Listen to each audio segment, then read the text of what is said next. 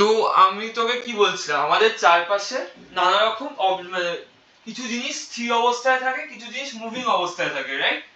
যেমন আমাদের চারপাশে বাড়ি ঘর এগুলো মুভ করছে, আমরা দেখি আমাদের ফ্রেম অফ রেফারেন্সে যে মুভ করছে না।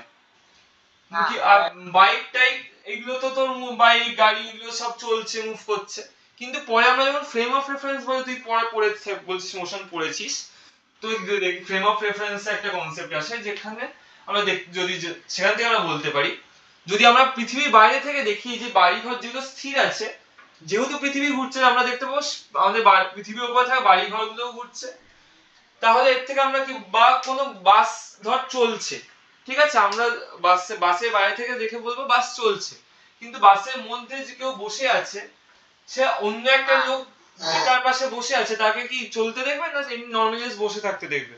স্থিরভাবে বসে থাকতে দেখছে, নরমালি বসে। তাহলে কোনো জিনিস মুভ করছে কি করছে না সেটা কিসের উপর ডিপেন্ড করছে, মানে আমরা সেটা আমরা কোন ফ্রেম অফ রেফারেন্স থেকে, মানে কোন জায়গা থেকে জিনিসটাকে দেখছি তার উপর কিছুটা ডিপেন্ড করছে না? এটা তো এখান থেকে তো ফ্রেম অফ রেফারেন্সের কনসেপ্টটা পরে আসে, ঠিক আছে? তো এবার বলেছে an object is said to be in motion when its position change with time. এটা হচ্ছে তোর মোশনের ডেফিনেশন। যদি কোনো একটা অবজেক্ট টাইমের সাথে তার পজিশন চেঞ্জ করে তাহলে সেটা মানে মোশনে আছে। লাইক তুই নিজের ঘর থেকে হেঁটে যে মানে ওর পাশের ঘরটায় গেলি, তাহলে তুই মোশনে আছিস। বা গাড়ি চলছে, তুই এক জায়গা থেকে ধর গাড়ি তোর বাড়ি থেকে চিড়িয়াখানা পার্ক মরে গেল, তাহলে গাড়িটা মোশনে এক জায়গা থেকে অন্য জায়গায় মুভ করলে গাড়িটার মোশন আছে। তাই আর একটা কথা বল, খুব ইম্পর্টেন্ট কিন্তু, উইথ রেসপেক্ট টু টাইম বা চেঞ্জ অফ টাইম, মানে টাইম চেঞ্জ হওয়ার সাথে সাথে মুভ করছে, ঠিক আছে? এই কথাটাকে পয়েন্ট আউট করবি। তাহলে কোনো জিনিস যদি টাইমের সাথে মুভ না করে তাহলে কি আছে, ওটা স্থির অবস্থায় আছে, ফিক্সড হয়ে আছে, ওকে? তারপরে হচ্ছে গিয়ে তোর rest and motion and objects, একই জিনিস এবার তোকে ওগুলোই বলবে ডেফিনেশন গুলো। And object is said to be at rest if it does not change its position with time with respect to its surroundings.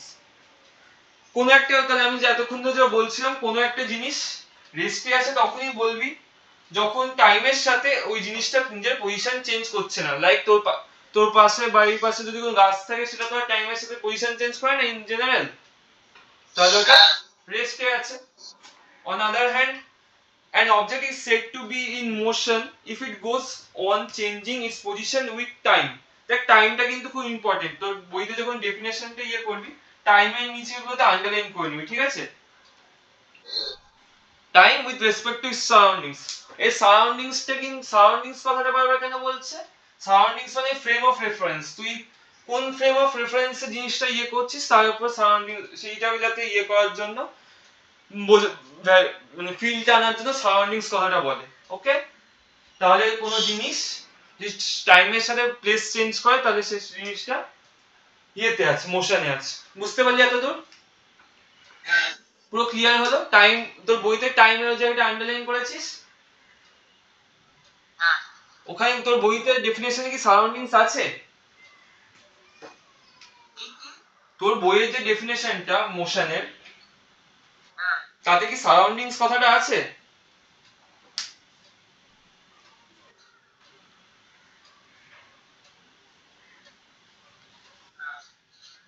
ঠিক আছে, তাহলে বাদ দে, পরে তোকে যখন নোটস দেখাবো ভালো করে লিখিয়ে দেবো।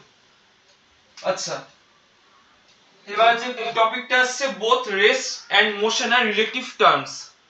মোশন আর রেস্ট এগুলো রিলেটিভ, মানে তুই কোন ফ্রেম অফ রেফারেন্সের সাথে রিলেটিভ, তোকে যেটা বলছিলাম।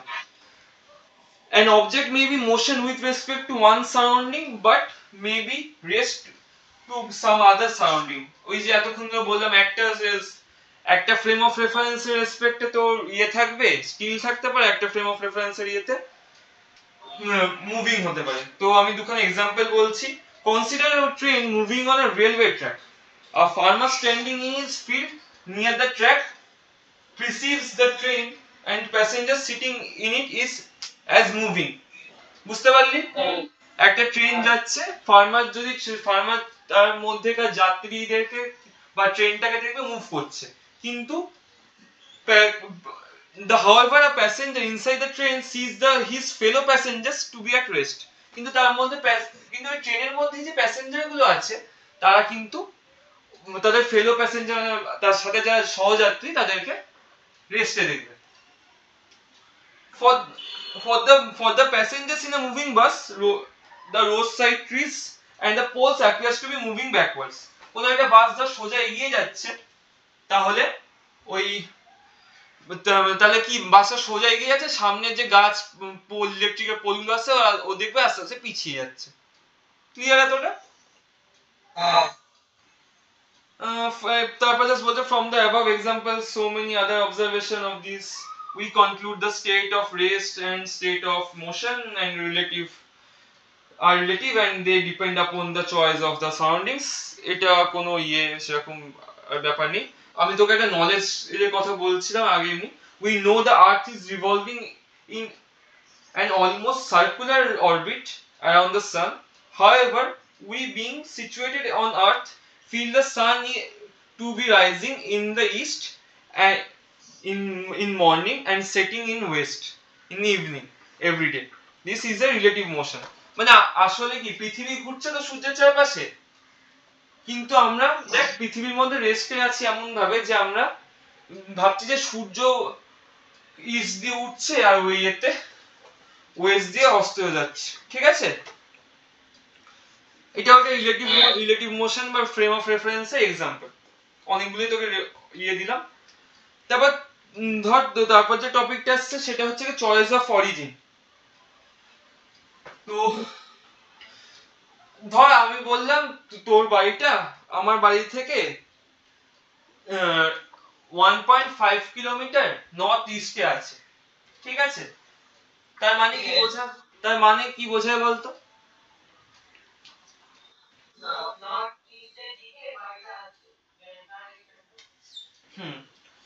তো এখানে যেটা বলছে দেখ, the location of an object is specified with respect to a reference point. When we say that the Sarita school is 1.5 kilometer northeast of our home, we specifying the positions of Sarita's school with respect to her residence. মানে যখন আমরা এইভাবে আমরা একটা location specify করি, মানে তোর বাড়িটার রেসপেক্টে অন্য বাড়িটা কোনখানে আছে, ডিরেকশন বা দূরত্ব এইভাবে আমরা স্পেসিফাই করতে পারি। Thus the residence of Sarita is her reference point. সরিতার বাড়িটা তাহলে হচ্ছে কি ওর রেফারেন্স পয়েন্ট। ঠিক আছে, একটা খাতায় ছোট করে রেফারেন্স পয়েন্ট লিখে নে, খাতায় খালি রেফারেন্স পয়েন্ট লিখে রাখ, পরে আমি এটাকে নোটস যখন লেখাবো এগুলো ডেসক্রিপটিভলি নোটস বলবো। ঠিক আছে, এখন তো নোটস বানাচ্ছি না।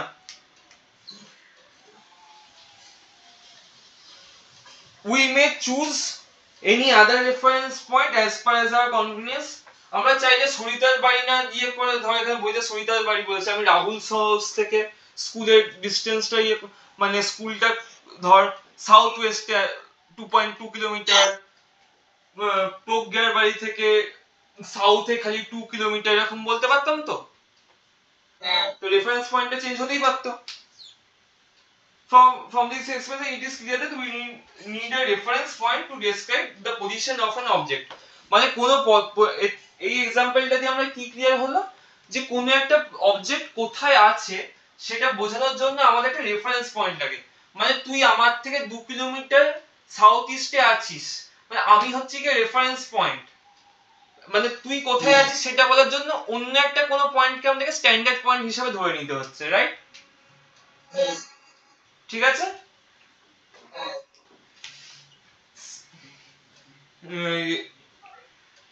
such a reference point to describe the position of such object. Such a reference point used to describe the position of an object is called origin.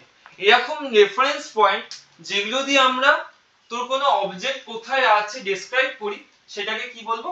Origin বলবো। বুঝেছিস? মানে ধর তুই দিল্লি স্টেশনে নামলি, দিল্লি স্টেশন থেকে তুই তাজমহল যাবি, রাইট? তো তোকে অটোওয়ালা বললো এখান থেকে 2 কিলোমিটার সাউথ ইস্টে তাজমহল আছে। তো দিল্লিটা রেফারেন্স পয়েন্ট ছিল যেখান থেকে তুই যাচ্ছিস, দিল্লিটা হয়ে গেল তোর অরিজিন, আর তোর ইয়েটা হয়ে গেল তোর ডেস্টিনেশন, মানে তাজমহলটা। ঠিক আছে? পুরো ক্লিয়ার হচ্ছে? ফিল পাচ্ছিস জিনিসগুলো কিভাবে কি হচ্ছে? মানে লজিক্যালি বুঝছিস তো? দেখ এইখানে কিছু যদি লজিক্যালি না বুঝিস, মানে পরের জিনিসগুলোতে আস্তে আস্তে অসুবিধা শুরু হবে যখন নিউমেরিক্যালস করবি। তাই জন্য ডাউট হলে বারবার বলবি, কোনো অসুবিধা নেই। ঠিক আছে? ব্যাপার হচ্ছে কি, মোশন তোর বইয়ের সাথে কি ম্যাচ খাচ্ছে নাকি আলাদা হচ্ছে জিনিসগুলো দেখতে একবার। ঠিক আছে, পরে তোর বই আমি যখন জিসটা বানাবো তখন তোর বই দেখে জিসটা বানিয়ে দেবো। Motion along a straight line, distance and displacement. Let us consider motion of object along a straight line. The object starts its motion and motion from point O, which is considered as reference point as shown in figure 1.2. Let us আচ্ছা, কোন একটা straight লাইনে move করা মানে কি, আমি তোকে এখানে ছবি দিয়ে বোঝাচ্ছি কারণ বইয়ের ছবি তো ইয়ে হবে না। দাঁড়া আঁকছি।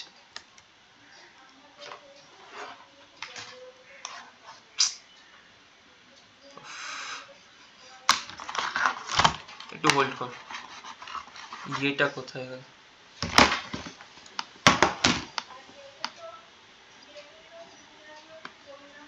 এই দেখ, স্ট্রেট লাইনে মুভ করা মানে কি, স্ট্রেট লাইন বুঝিস তো? একটা অবজেক্ট ধর,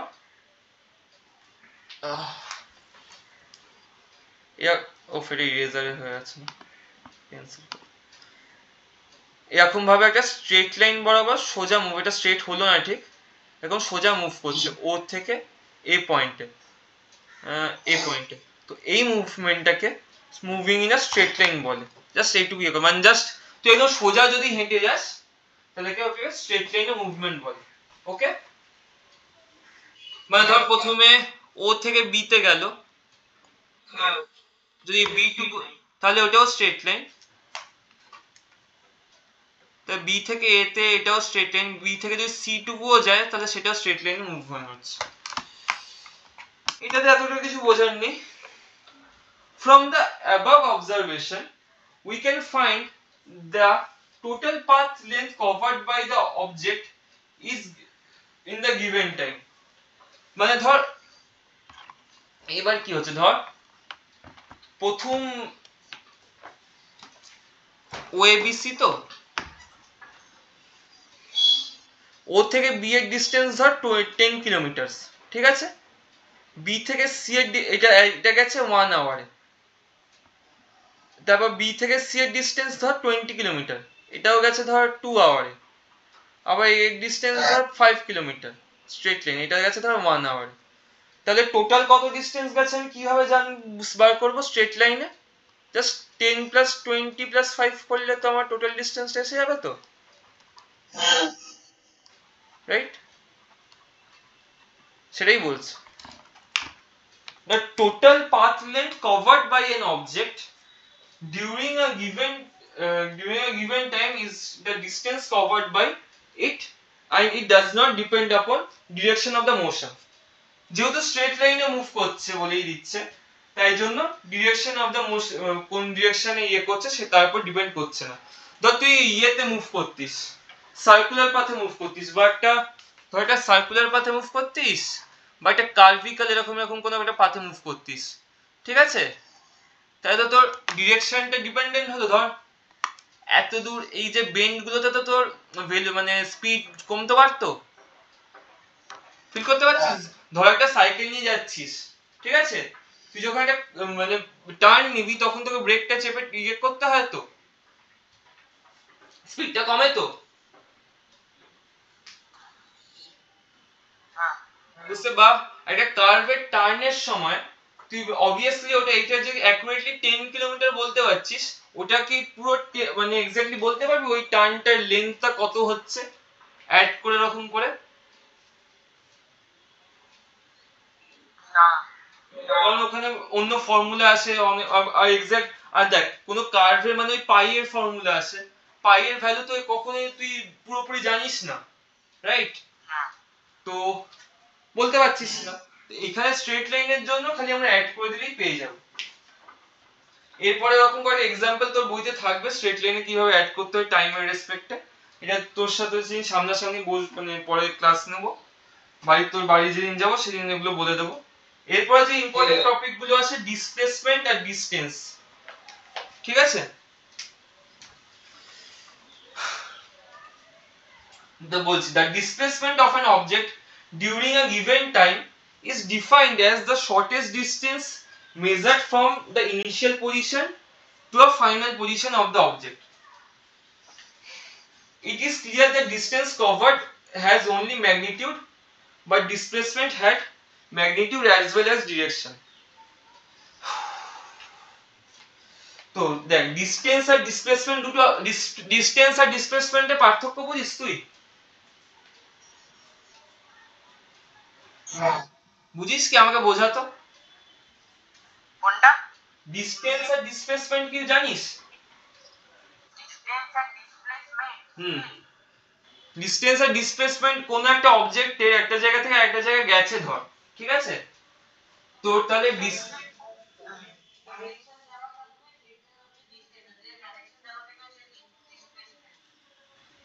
না এটা ঠিক ব্যাপারটা হলো না। ধর আমি আমার ডাইরেকশন, তো ডিরেকশনও ডাইরেকশন থাকে সেরকম না। ধর আমি এখান থেকে বাড়ি থেকে বেরোলাম, ঠিক আছে?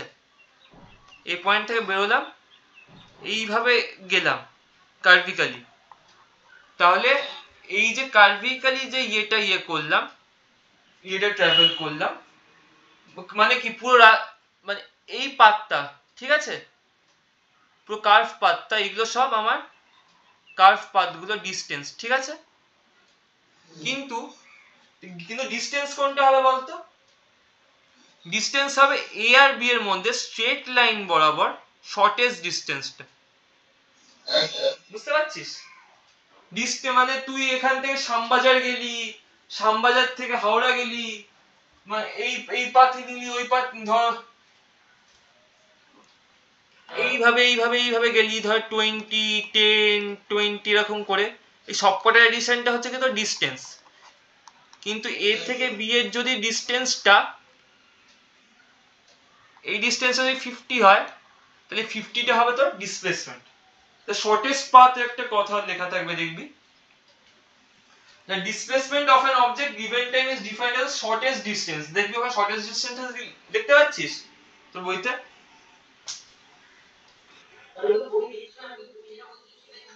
বইটা খোল একবার, আমি মার্ক করে নিতে বলছি।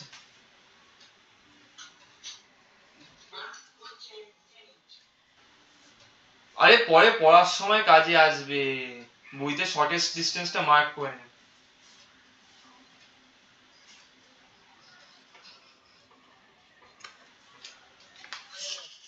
এবার শর্টেস্ট ডিসটেন্সটা স্ট্রেট লাইন কেন হয় বলতো?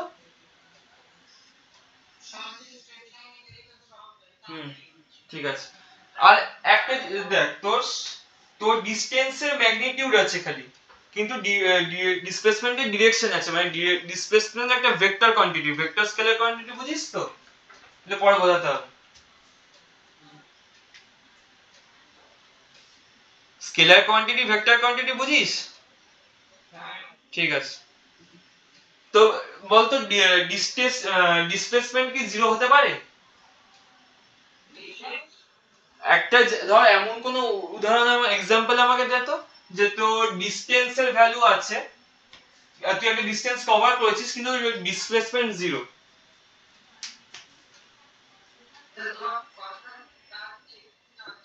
আমাকে এমন একটা এক্সাম্পল দে যে তোর তোর তুই কোনো একটা জায়গায় অনেক জায়গায় ঘুরে টুরে ঘুরেছিস, তোর ডিসটেন্স কভার হয়েছে একটা সার্টেন, ঠিক আছে?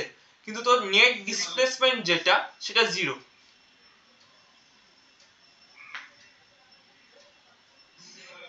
দিতে পারবি না?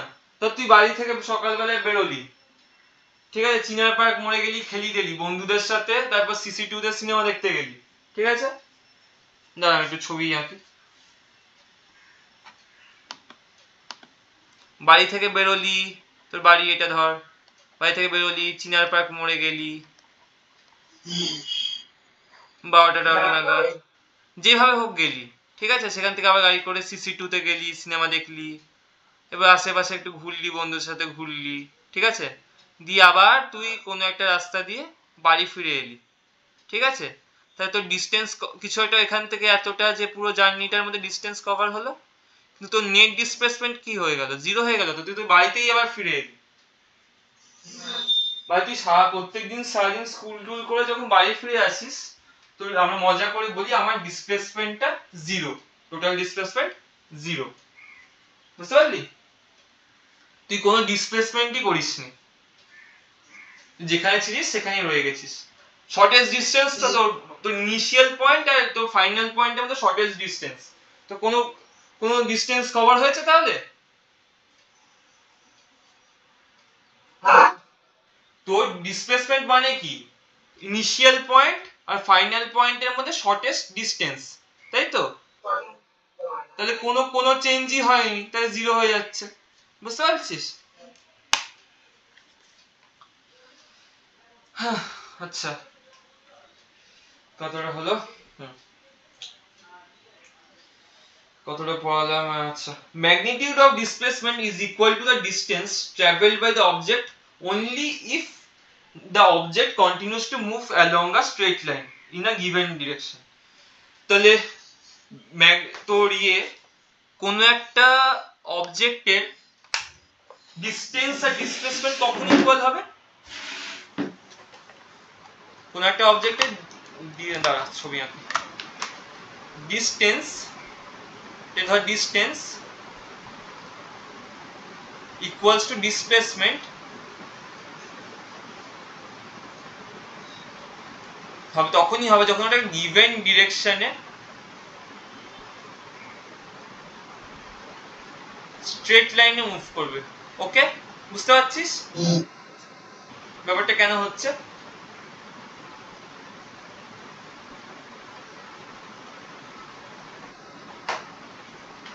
ওই বুঝছিস তো? আরে রেসপন্স করবি, আমি অনলাইনে বুঝতে পারছি না, তোর তো দেখতে পাচ্ছি না, মুখ দেখতে পাচ্ছি না।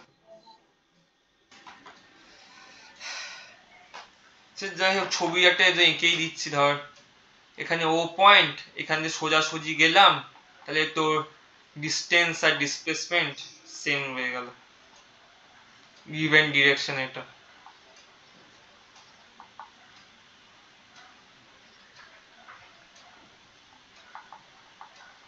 এই বোর্ড ওয়ার্কটা তোর মনে হয় না দরকার পড়বে? পড়বে না তো? পরে একটু চেঞ্জ করতে হবে, হাত বহুত বাজে দিয়ে হয়েছে, ইরেজ টিরেজ করে ঠিক করে দেবো।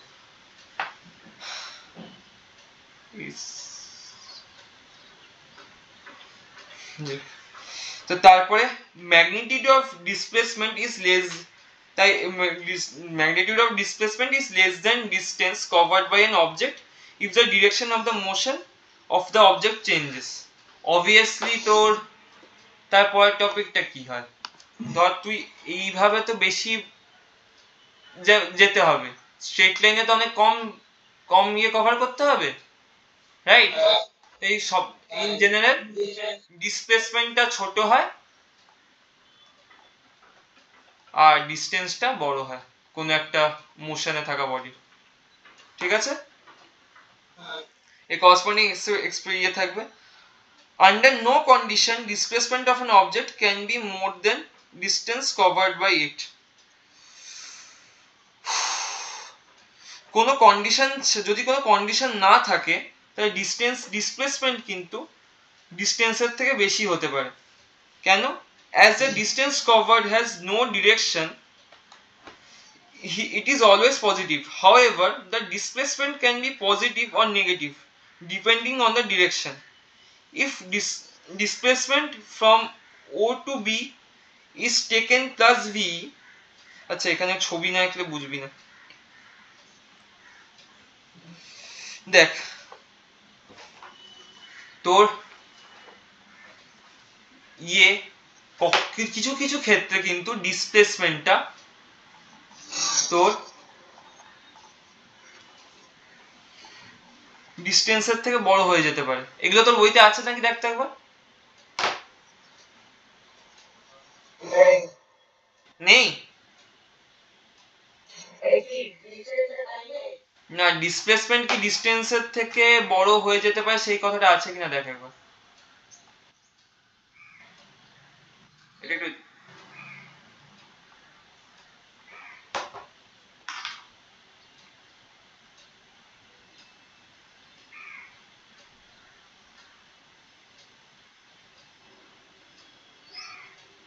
আছে কি? তাহলে এই জিনিসটা আমি তোকে সামনাসামনি বোঝাবো একটা ছবি এঁকে, নইলে এটা তো ভালো বুঝবি না। তারপর তাহলে আমি ডিস্টেন্স আর ডিসপ্লেসমেন্টের পার্থক্যগুলো বলছি। বেসিক্যালি কি হয় বলতো, ডিসপ্লেসমেন্টের পজিটিভ ভ্যালু হতে পারে, নেগেটিভ ভ্যালু হতে পারে। কারণ তুই গিভেন ডিরেকশনের যদি অপোজিট দিকে যাস তাহলে ডিসপ্লেসমেন্টের ভ্যালুটা নেগেটিভ হয়ে যাবে। তখন নেগেটিভের ম্যাগনিটিউড করলে কি হয়, নেগেটিভের মডিউলাস ভ্যালু নিতে হয়। তো সেই মডিউলাস ভ্যালুটা তখন এর থেকে বেশি হয়ে যায় অনেক ক্ষেত্রে। এই জন্য ডিস্টেন্স যা হবে তার থেকে ম্যাগনিটিউডে ইয়ের ভ্যালুটা বেরিয়ে হয়ে যাবে, বেড়ে যাবে উল্টে। সেটা তোকে ছবি এঁকে না বোঝালে বুঝতে পারবি না। যে এইখানে ছবি আঁকার থেকে সামনাসামনি আঁকলে একটা ভালো বুঝবি। তো ডিস্টেন্স আর ডিসপ্লেসমেন্টের তোর ইয়ে করছি, পার্থক্যগুলো বলছি। Distance is total path length covered by an object during a given time, ডেফিনেশনটা জাস্ট। ডিসপ্লেসমেন্ট হচ্ছে displacement during a given time is the shortest distance measured from initial position to the final position of an object. Clear? Definition to বললাম, distance has a magnitude only, no direction, thus distance is scalar. আগেই বলেছিলাম displacement is characterized by magnitude as well as direction, তাহলে তোর ডিসপ্লেসমেন্টটা vector হয়ে গেল। Okay, distance is always positive, displacement সবসময় positive হবে, তোকে এখনই বললাম। পেনটা কোথায় গেল, দাঁড়া একটু দাঁড়া।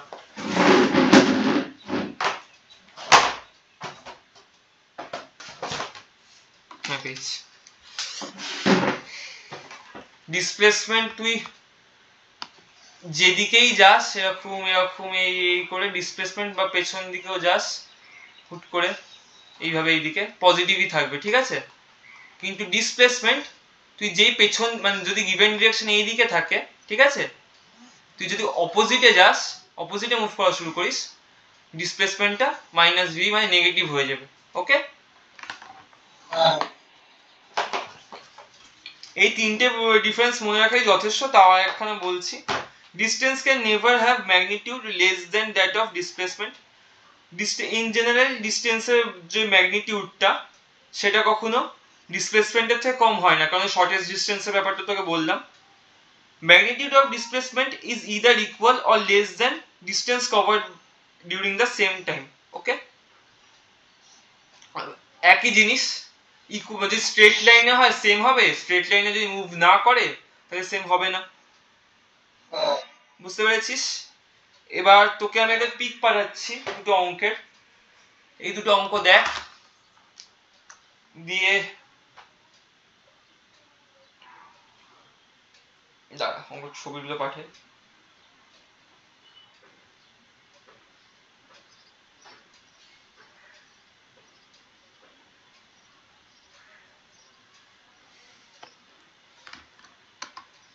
ছবি পাঠিয়েছি দেখ একবার। সলভ করা দরকার, সলভ করাই আছে, তুই পড়ে বুঝতে পারছিস কিনা আমাকে বল। খুব বেসিক অঙ্ক।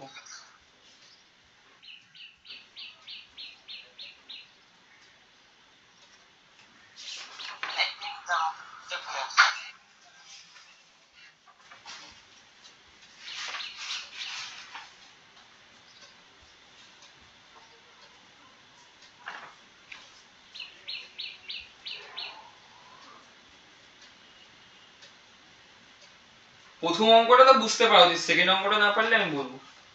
দেখ প্রথমটাও না পারলে আমি বলবো, জিজ্ঞেস করে নিস।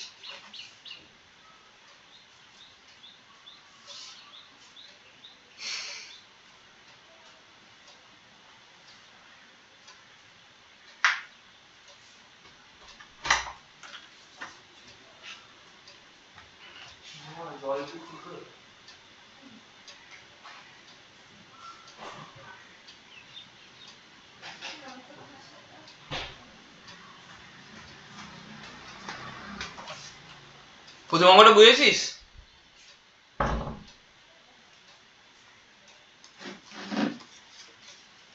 দাঁড়াও দেখ।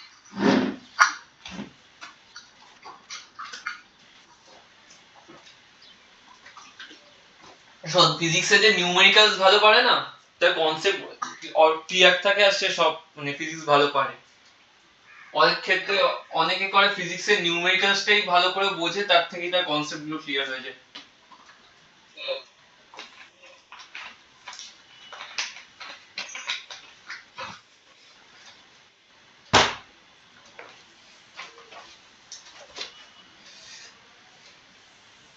তা আমি বলছি দাঁড়া, বুঝতে না পারলে। As shown in the figure, Shyam walks from position A to F along path. বুঝিয়ে দিচ্ছি তো, বুঝিয়ে দিচ্ছি তো। As shown in the figure, ফিগারটা দেখ। Shyam walks from position A to F along path A B C D E F, মানে A থেকে তোর ছবিটা আঁকি যদি আমি এখানে,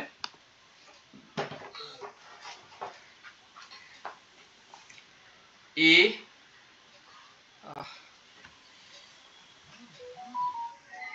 স্ট্রেট লাইন ঠিকভাবে হচ্ছে না, হ্যাঁ ক্ষমা করে দিস, ব্যাকা হচ্ছে না। F B C D E, তো প্রথমে এ থেকে স্যাম বলছে এ পয়েন্ট থেকে বি পয়েন্টে গেছে, অ্যালং এ থেকে এফ এ গেছে along path A B C D E F, right? তাহলে তোর এ থেকে বি কত কিলোমিটার, এখানে পিকচারে কত কিলোমিটার আছে? 1 কিলোমিটার, রাইট? বি থেকে সি 2 কিলোমিটার, ডি থেকে ই আবার 2 কিলোমিটার, ই থেকে এফ তোর 2 কিলোমিটার, তোর 2 কিলোমিটার। তোর তাহলে কি জানতে চেয়েছে? What is the total distance during the motion? Total distance জানতে চেয়েছে প্রথমে। তো টোটাল ডিস্টেন্স মানে কি? এই প্রথমে এই পাতটার সাম, তারপর এই পাতটা, তারপর এই পাতটা, তারপর এই পাতটা, তারপর এই পাতটা, সবকটা পাথের সাম যদি নিই তাহলে টোটাল যেটা হবে সেটা তোর হবে গিয়ে মানে তোর স্যাম কতটা ডিস্টেন্স কভার করছে। তো সিম্পলি দেখ ওখানে লেখা আছে AB plus BC plus CD plus CF, মানে 1 প্লাস 2, AB এর 1 এর 2, তোর CD 2 আবার একটা, CD লেন্থটা দেখতে পাচ্ছিস তো, এটা 2 বলেছে, 2 প্লাস EF এর 2। এতদূর বুঝতে পারছিস? মানে জাস্ট ভ্যালুগুলো বসালাম, কিছু প্রবলেম থাকলে বল। দিয়ে অ্যাড করলে জাস্ট তোর 8 কিলোমিটার চলে আসছে, ঠিক আছে? The magnitude of Shyam displacement AF is equals to 5 kilometre. এবার দেখ AF এর ডিসটেন্সটা তো পিকচারেই বলে দিয়েছে, তো 5 কিলোমিটার, নিলে বার করতে প্রচন্ড অসুবিধা হতো। তাহলে কি স্ট্রেট লাইন ডিসটেন্সের ফর্মুলা কি? স্ট্রেট লাইন বরাবর শর্টেস্ট ডিসটেন্সটা, তাই তো, ইন আ গিভেন ডিরেকশন। তাহলে in a given direction straight line বরাবর ডিসটেন্সটা 5 কিলোমিটার, তাহলে ডিসপ্লেসমেন্টটা কি হয়ে গেল? 5 কিলোমিটার হয়ে গেল না? তাহলে দুটো অ্যান্সারই হয়ে গেছে। তারপরের কোশ্চেনটা পর।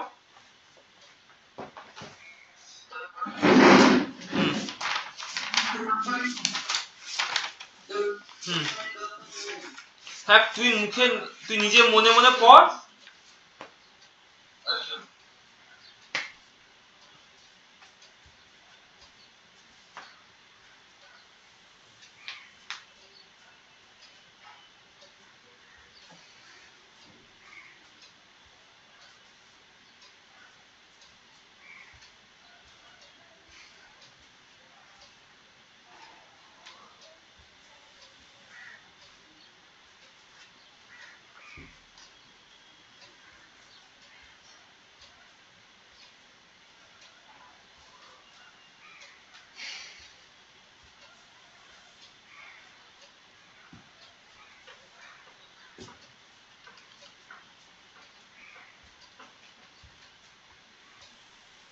যে মুহূর্তে বুঝতে পারছিস না মনে হবে আমাকে বলবি।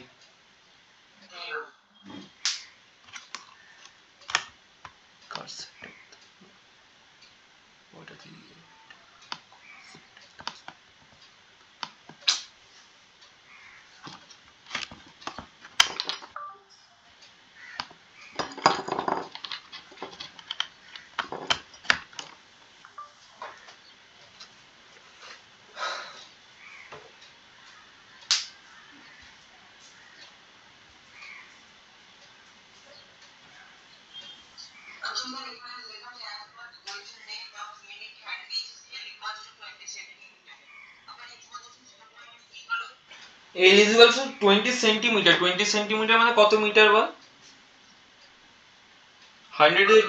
100 দিয়ে ডিভাইড করবি না?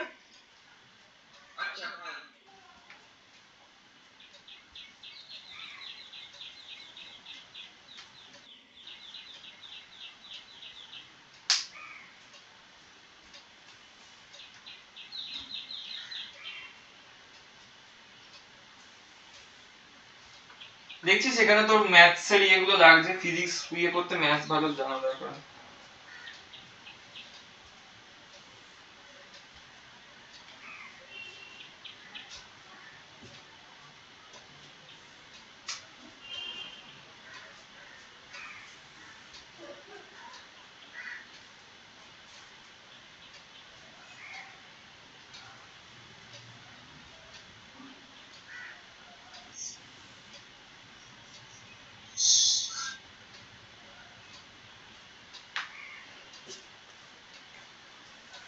দেখ তোর ওখানে একটা জিনিস অসুবিধা হবে, শুনতে পাচ্ছিস? তোর একটা সার্কেলের রেডিয়াসে মানে সার্কেলের সার্কামফারেন্সের ফর্মুলা কি? যদি r রেডিয়াস হয় তাহলে ফর্মুলাটা কি 2 পাই r তো? কিন্তু এখানে 9টা থেকে 9:30 থেকে তোর 9:30 বেজেছে, এই কাটাটা এইখানে 9:30 তে এসছে, তাহলে অর্ধেকটা ঘুরেছে, তার ফর্মুলা কি হবে? পাই r তো, সেটাকে এখানে পাই l লিখেছে, বুঝলি?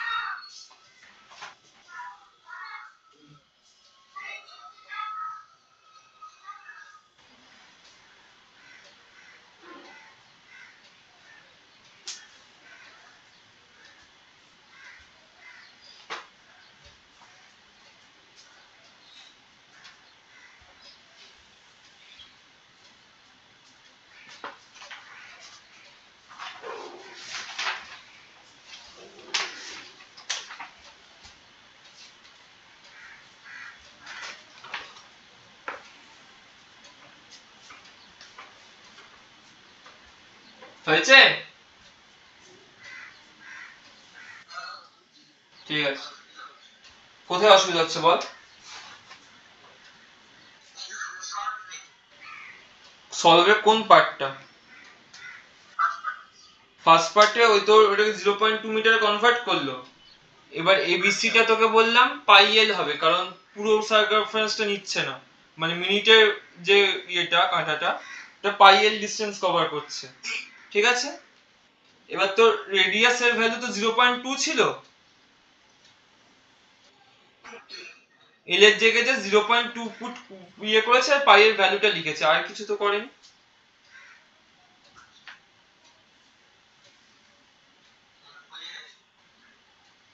ঠিক আছে? পরের পার্টটা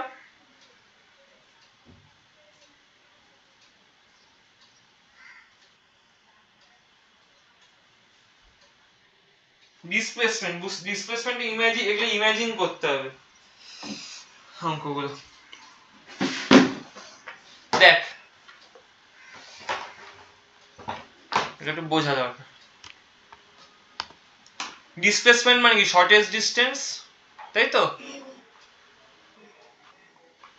তাহলে মিনিটের কাঁটাটা এখানে 12 o'clock-এ ছিল, ঠিক আছে, এটা ঘুরতে ঘুরতে এরকম 6 o'clock-এ এসছে, রাইট, 6-এ এসছে, তাহলে এতটা ডিস্টেন্স কভার করেছে, এই ডিস্টেন্সটাও কভার করেছে, ঠিক আছে, এতটা হচ্ছে 0.2, তাহলে টোটাল মানে একটা ডায়ামিটারের ফর্মুলা কি 2r বা 2l, 2 ইন্টু 0.2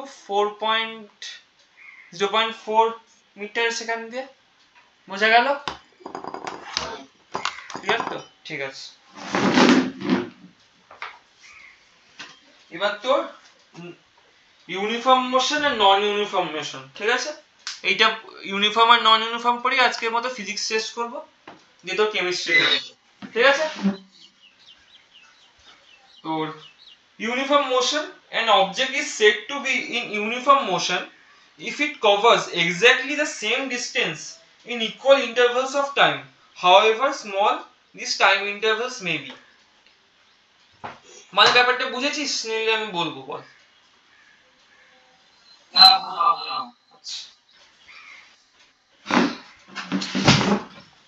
ধর আমি গাড়ি করে ঘুরতে বেরিয়েছি, সোজা স্ট্রেট লাইন মেট লাইন কিছু জানি না, কি যেরকম ইচ্ছা রাস্তা দিয়ে যাচ্ছি, ঠিক আছে, 8টা বাজে, সকাল 8টা বাজে, সকাল এই যে পজিশনে সকাল 9টা বাজে, এখানে 10টা বাজে, ধর তাহলে 1 আওয়ারে আমি ধর 2 কিলোমিটার ট্রাভেল করলাম, ঠিক আছে, তারপরে 1 আওয়ারে 2 কিলোমিটার ট্রাভেল করলাম, তারপরে 1 আওয়ারেও 2 কিলোমিটার ট্রাভেল করলাম, মানে 1 আওয়ার ইন্টারভ্যালস গুলোতে দেখ আমি সেম টাইমে সেম ডিস্টেন্স ট্রাভেল করছি, রাইট।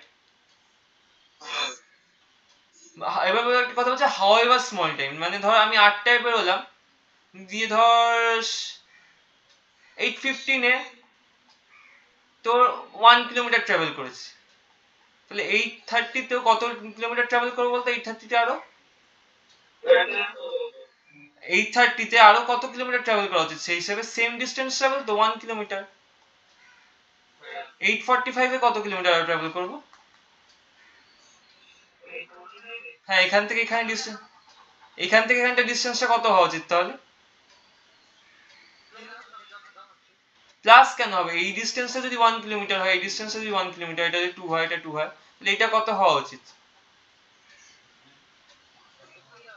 1 কিলোমিটার হবে, প্লাস কেন হচ্ছে, মানে তুই সেম ইন্টারভ্যালস অফ টাইম, মানে ধর তুই 8টার সময় গাড়ি নিয়ে বেরিয়েছিস, ঠিক আছে, তুই 8:30-টার মধ্যে ধর যদি 2 কিলোমিটার ট্রাভেল করিস, 8:30 থেকে 9টা আরো আধ ঘন্টায় আরো 2 কিলোমিটারই ট্রাভেল করবি, বেশিও না কমও না,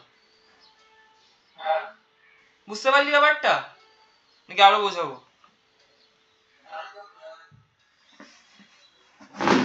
তোর বাড়ি থেকে ধর চিনারপাড় মোড়ের ডিস্টেন্স 2 কিলোমিটার, ওকে, আমি সাপোজ করছি, সেখান থেকে তোর সিসি2 এর ডিস্টেন্স আরো 2 কিলোমিটার, ঠিক আছে, তুই প্রথম 1 ঘন্টা এক্স্যাক্টলি 1 ঘন্টায় চিনারপাড় গেলি, তাহলে 1 ঘন্টায় 2 কিলোমিটার ট্রাভেল করলি, তারপর আবার এক্স্যাক্টলি 1 ঘন্টায় তুই সিসি2 গেলি হাঁটতে হাঁটতে, ঠিক আছে, তাহলে তুই আরো কি সিসি2 গেলি, সিসি2 ডিস্টেন্স 2 কিলোমিটার, মানে তুই ইচ এক ঘন্টার ইন্টারভ্যাল গুলো, ইন্টারভ্যাল মানে বুঝিস তো,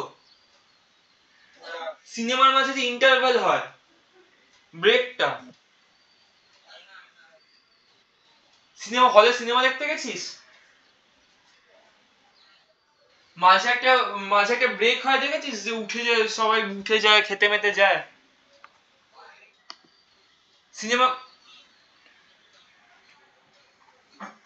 আর এইভাবে ভাব 8টা থেকে 8:30-টার মধ্যে যতটা ডিস্টেন্স ট্রাভেল করছিস,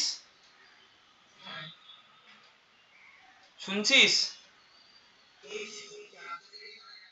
মধ্যে যতটা ডিস্টেন্স ট্রাভেল করছিস 8:30 থেকে 9:30, মানে 30 মিনিটসে ততটা ডিস্টেন্সই ট্রাভেল করছিস, তাহলে সেটা ইউনিফর্ম, ইউনিফর্ম মানে বুঝিস তো সমান, তাহলে তুই সেটাকে বলবো ইউনিফর্ম মোশন বলছে। তাহলে বলতো আমি যদি 8টা থেকে 9টার মধ্যে 1 কিলোমিটার ট্রাভেল করি, 1 ঘন্টার মধ্যে, ঠিক আছে? তাহলে ইউনিফর্ম মোশনে থাকলে 9টা থেকে 10টার মধ্যে আরো ক কিলোমিটার ট্রাভেল করব? 2 কিলোমিটার কেন, 1 কিলোমিটারই তো করব। তো তাহলে 10টা থেকে 11টার মধ্যে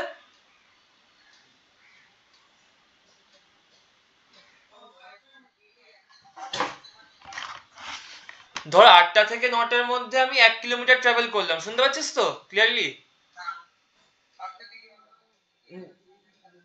তাহলে ইউনিফর্ম মোশনে 9টা থেকে 10টার মধ্যে কতটা ট্রাভেল করব?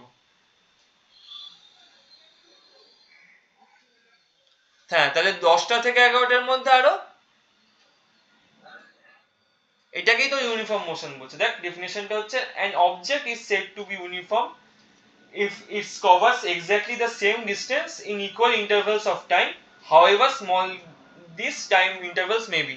ওকে, বুঝে গেছিস? ক্লিয়ার তো? এবার তাহলে এরপর তার রেসপন্ডিং এক্সাম কিছু কথা বলেছে, ওগুলো তো শোনার দরকার নেই। তারপরে টপিকটা হচ্ছে নন ইউনিফর্ম মোশন, ঠিক আছে? এবার নন ইউনিফর্ম মোশন কি হবে? ইকুয়াল টাইম ইন্টারভ্যালসে ডিফারেন্ট ডিসটেন্স যাচ্ছে নিশ্চয়ই, তার থেকে নন ইউনিফর্ম কথাটা আসছে, ঠিক আছে? an object is said to be non-uniform motion if it covers unequal distance in equal intervals of time or equal distances in unequal intervals of time. বুঝতে পারলি? মানে তো সেম টাইমে ডিফারেন্ট ডিসটেন্স কভার করছে বা সেম ডিসটেন্স কভার করছে different টাইমে। একটা এক্সাম্পল ধর, তুই 1 ঘন্টায় প্রথম 1 ঘন্টায় 2 কিলোমিটার গেলি, তারপর 1 ঘন্টায় 3 কিলোমিটার গেলি, এটা একটা হতে পারে। বা প্রথম 2 কিলোমিটার গেলি 1 ঘন্টায়, তারপর ট্রাফিক জ্যাম ছিল, তুই পরের 2 কিলোমিটার গেলি 3 ঘন্টায়। বুঝে গেছিস এতটা? তা তোর ফিজিক্সের নন ইউনিফর্ম মোশন যদি পড়ানো থাকলে ওখানে মার্ক করে রাখ বইতে। এবার আমি ফিজিক্স কেমিস্ট্রি পড়ানো শুরু করছি, ঠিক আছে? আরে 1 ঘন্টা 1 ঘন্টা করে পড়াবো। কি কটায় বেরোবি? দুটো অব্দি পড়িয়ে দি।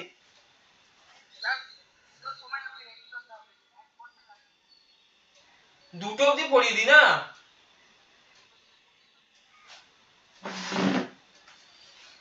তো হোয়াট ইজ ম্যাটার চ্যাপ্টারটা খোল। What is matter? Anything around anything that mass and occupy space is called matter, ঠিক আছে? মানে যে কোনো জিনিস যেগুলো কোনো মাস মানে ওজন আর স্পেস অকিউপাই করে, মানে কোনো আমাদের চারপাশে 3D তে স্পেস যদি বুঝিস সেটাকে অকিউপাই করে থাকে, তাকে ম্যাটার বলে। মানে ভলিউম বুঝিস তো? কোনো জিনিস যদি ভলিউম অকিউপাই করে থাকে, লাইক একটা বালতিতে জল আছে, সে সার্টেন অ্যামাউন্ট অফ জায়গা অকিউপাই করে আছে, তো ওটাকে তোকে ম্যাটার বলে। Everything in the universe is made up of matter. ইউনিভার্সে সবকিছু ম্যাটার দিয়ে তৈরি।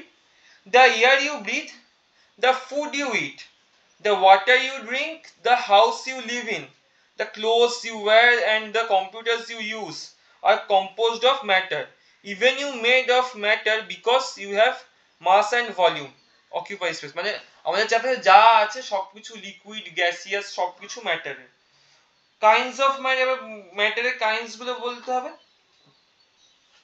But there is an expression about what is weighing on one's own mind, but in reality the states of mind don't have mass and therefore no matter, they are not matter. Just thus a physical object in general are matter, but following are considered matter. মানে কিছু কিছু জিনিস like ওয়ারি করা, এসব মানে তুই চিন্তা করছিস, এগুলো কি ম্যাটার বলবি তাহলে তুই এগুলোকে? কারণ এগুলো তো কোনো স্পেস অকিউপাই করছে না, তাহলে এগুলোকে তোর ম্যাটার বলতে পারছিস না। এবার ম্যাটারের মেন তিনটে, এইসব কথা বাদ দিয়ে ম্যাটারের তিনটে নেচারে আসছি। Physical nature of matter, we are surrounded by matter in form of various things and objects. But however matter exists in such a large variety objects what constitutes matter, মানে আমাদের চারপাশে ম্যাটার কি কি ভাবে আছে সেটা জিজ্ঞেস বলছে। Greek philosopher gave the idea that all matter is made up of four basic substances, এগুলো ইতিহাস বলছে basically, earth, water, air and fire. Aristotle and his followers believed that each of these basic substances had defined combination of four basic quantities: dry, moist, cold, hot. এইগুলো যেগুলো বলছি না just গল্প হিসেবে শোন, কারণ এগুলো ফাইনালি এগুলো কিন্তু মানে এক্সামে অতটা আসবে না, আর এগুলো মানে এখনকার থিওরিতে চলেও না। তুই জানিস ম্যাটার তিন রকমের হয় basically, solid, liquid, gaseous, right? তো Democritus proposed that all matter could be divided into smaller and still smaller pieces until a single individual particle is reached. He called this a atom. তো একটা কোনো ম্যাটারকে আমরা যদি খুব divide করতে থাকি, অনেকক্ষণ ধরে ডিভাইড করি, তাহলে একটা খুব স্মল পার্টিকেল যেটা মানে ইন্ডিপেন্ডেন্ট পার্টিকেলটা আসবে সেটাকে অ্যাটমস বলবো।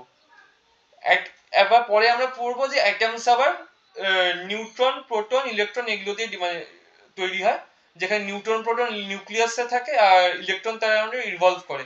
এই ব্যাপারে আইডিয়া আছে? কোনো আইডিয়া আছে? আশা করি থাকা উচিত। কিরে? না না, আমি বলছি অ্যাটমস এর ভেতরে যে আবার অ্যাটমস যে আবার ইলেকট্রন, প্রোটন, নিউট্রন নিয়ে তৈরি, এগুলো জানিস তো? ঠিক আছে। এরপরে গল্প বলছে ancient Indian philosopher consider all forms of matter to be made of five elements: আকাশা, sky, বায়ু, পৃষ্টি, আর্থ, জল, পায়াক, fire. The great Indian philosopher Maharshi Kananda suggested that all forms of matter are composed of very small particles. Each such particle was given the name Paramanu by him. প্রত্যেকটা ইয়ে matter মানে একটা Greek আমাদের Indian কোন একটা philosopher মনে করতো যে পঞ্চতত্ত্ব শুনেছিস তো? এই পঞ্চতত্ত্ব দিয়ে আমাদের মানে সবকিছু তৈরি হয়, জল, বায়ু, পৃথিবী, আকাশ, এগুলো দিয়ে। ওগুলোকে আবার পরমাণু নাম দিয়েছিল, আরো ছোট নিয়ে। particulate nature of matter. Suppose you talking about some water on or a sheet of copper metal. Two appear to be continuous. You divide them into half and keep on dividing another half. Could you go doing forever? The answer is definitely no, because eventually you would came to the smallest bit of a particle, a molecule of water or atom of a copper. If you split water further, you will get hydrogen or oxygen, but it is no longer water. Similarly, if you have an atom of copper and split it further, it is no longer copper but proton, neutron and electron. তো যদি এবার আমরা যদি কোনো একটা atom different টাইপের particles নিয়েছে, ধরো একটা লিকুইডস নিয়েছে, একটা লিকুইড মানে ওয়াটার নিয়েছে, একটা সলিড পার্টিকেল কপার নিয়েছে, ঠিক আছে? এবার আমরা যখন এগুলোকে ডিভাইড করছি, ওয়াটার তো আমরা জানি ডিভাইড করতে থাকলে ওয়াটারকে H2O হাইড্রোজেন আর অক্সিজেন দিয়ে তৈরি হয়। ওয়াটার হাইড্রোজেন অক্সিজেন দিয়ে তৈরি হয়। তো ওয়াটার একটা স্মলেস্ট ওয়াটার মলিকিউল চলে আসবে, যেটাকে ডিভাইড করলে আমরা হাইড্রোজেন আর অক্সিজেন পাবো, ঠিক আছে? সিমিলারলি যদি কপারকে এরকম করে ডিভাইড করতে থাকি, তাহলে আমরা ওই অ্যাটমস এসে যাবে, যেখান থেকে আমরা প্রোটন, ইলেকট্রন আর নিউট্রন পাবো, না একটা ইয়ে। ওকে, আচ্ছা তোর আজকে আমি এত দূর পড়া আছে তো এতটা করে ছেড়ে দিচ্ছি, পরের দিন একটু বেশি পড়িয়ে দেবো, ঠিক আছে? তুই বল যা, তোর মাকে দিয়ে যা, তোর মাকে আমি একটা ফোন করে নিচ্ছি, ঠিক আছে? তো বেরোনোর আছে তো, নাকি সত্যি বেরোনোর আছে তো? না নেই, সত্যি বল। আচ্ছা, পড়া পুরোপুরি বুঝেছিস? ভালো লেগেছে? ঠিক আছে, রাখলাম।